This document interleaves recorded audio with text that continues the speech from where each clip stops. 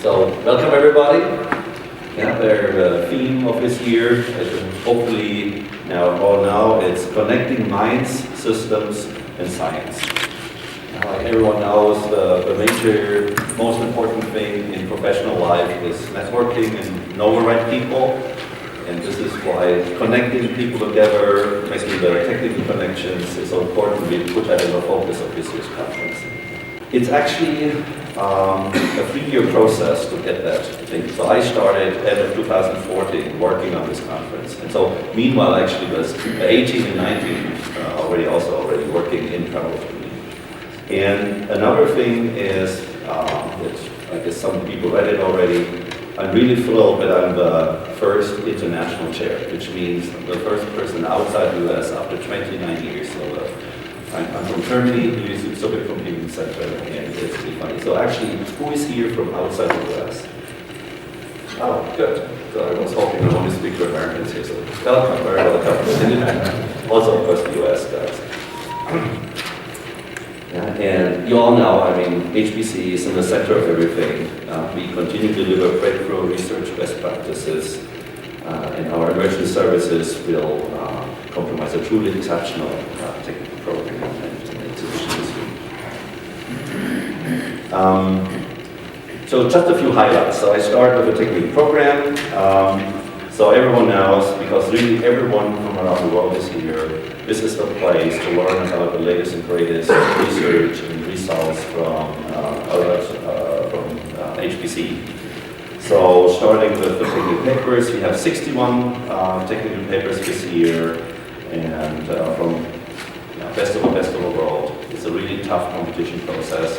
This year the acceptance rate was actually below 20%, or inspired about that. It's getting tougher and tougher to present here at the conference. And we will have the 5 best paper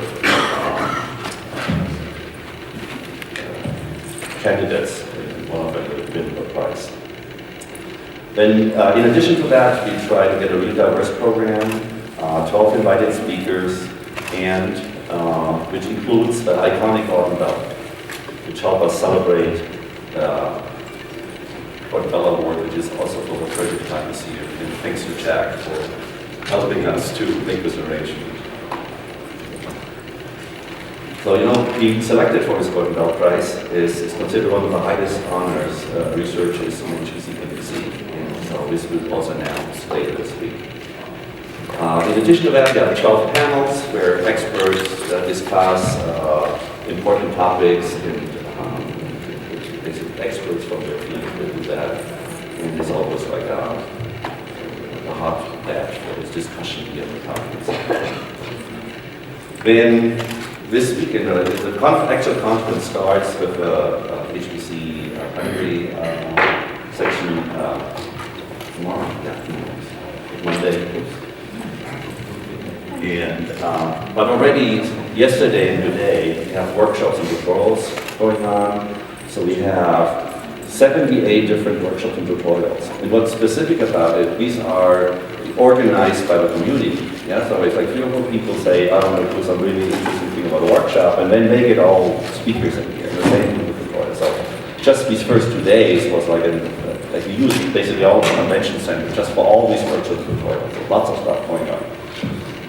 And then a really inspiring thing, and I'm so happy that we could make this work, our keynote.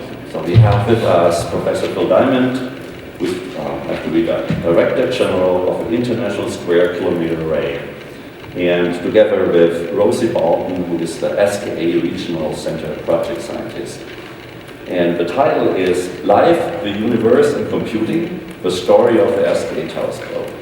So I'm so happy that we have that, because the tagline is Connecting Systems, Science, and Minds. And this is a perfect example. So we bring together, so we have antennas in South Africa and in South Australia. So this is already spanning 2 continents.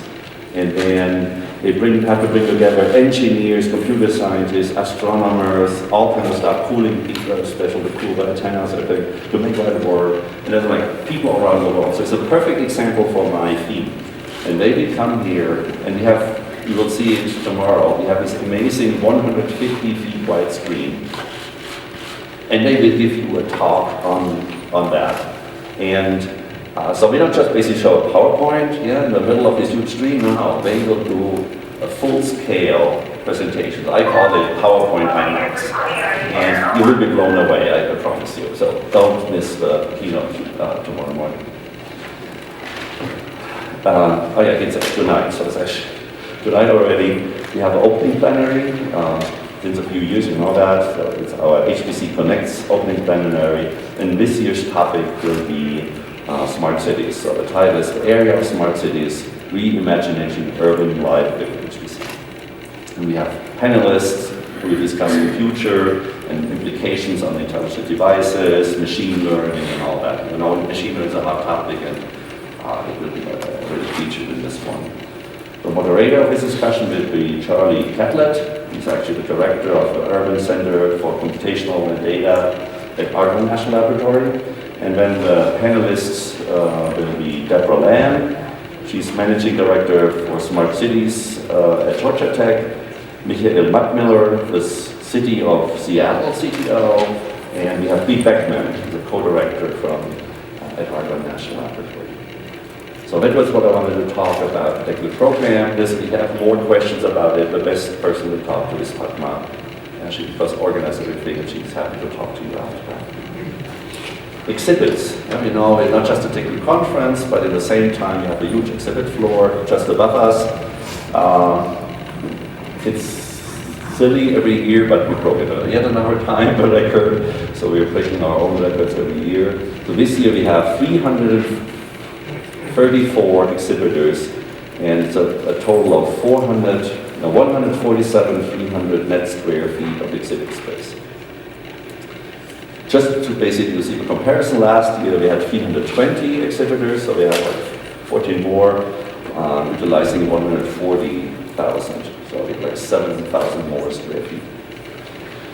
And again, even on the exhibit floor, this is very international. So out of these 333, 122 exhibitors are from outside the US, and they're coming from 26 different countries.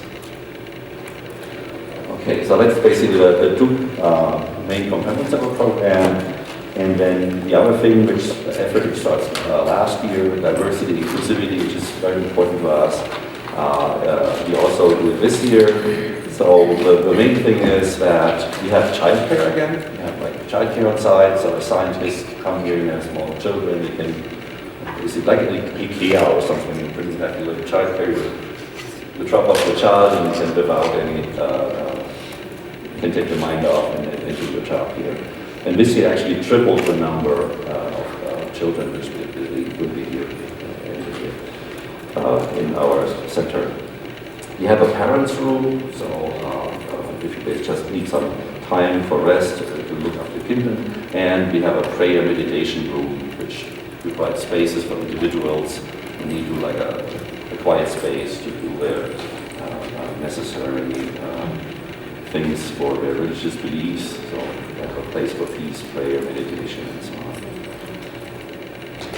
And of course, these are special things, but of course we want to make sure that, and I want to emphasize that this diversity, inclusivity is not just a very special thing, but it's a central theme of a whole program. And so this is why I have a separate inclusivity chair, and make sure it's like in all areas we make sure inclusivity and diversity is taken care of. One thing we started this year was an inclusivity travel grant. So there's people in underdeveloped countries who just start to have HPC centers and so on. And of course they don't have money to come all over here. And so we provide support for that. And this year's recipient is actually come from Nepal, from Himalayas, just to be here and basically be paid and everything, and get free tutorials. And we hope he can take all that he learns back to his home country. So I'm almost done. I know you're waiting for the real expert to tell you some interesting things. But just to basically close the whole international inclusivity thing. So this year we have over 2,800 people coming to the conference from outside the US. So as far as I know, it's probably the largest HUC conference with so many people from outside the US. So even like if I go to Europe, I find more Europeans and PhD. Okay, and the final thing I want to mention is we have our student cluster challenge, which runs for 48 years. This year we have 16 teams. We increased from 12 to 16. And then the other thing we have for first year is actually a high school team, not just like a student team competition.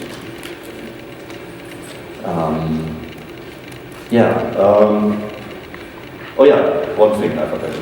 Signage, of course. Yeah. Every year we build the most powerful network in the world. And we do it again this year, or we did it again this year. So these people already here starting, they started last year, the design. They came here early October, 4 weeks already, just to build everything and then make it sure. And now they run the fastest network here during the week, and then on the last day, 24 hours, they take it down. And correct me if I'm wrong, but they plan for 3.9 terabits of seconds of bandwidth. 3.3.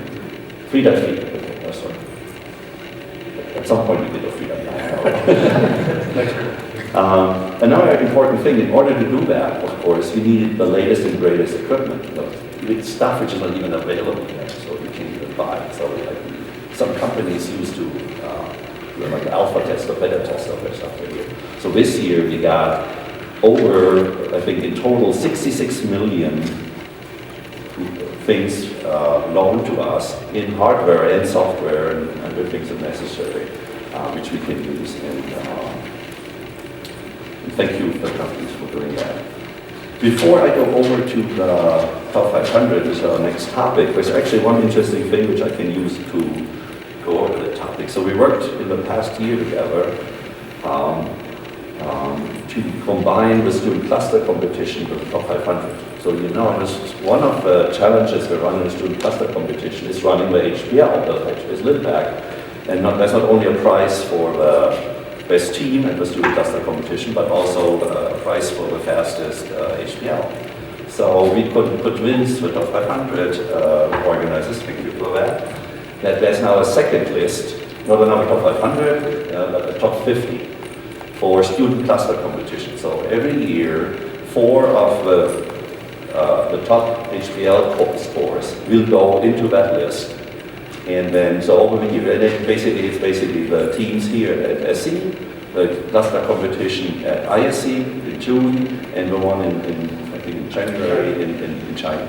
And so over time, basically 4 will get added, and we will see the fastest student cluster competitions over time and so on. And to make it comparable, everyone runs on the same rule. So everyone can only use 3 kilowatt of power and so on, to make these really comparable. So I'm really excited to make that happen. Thanks again. And as far as I know, it will at some point appear under top500.org/SCC for student cluster competition.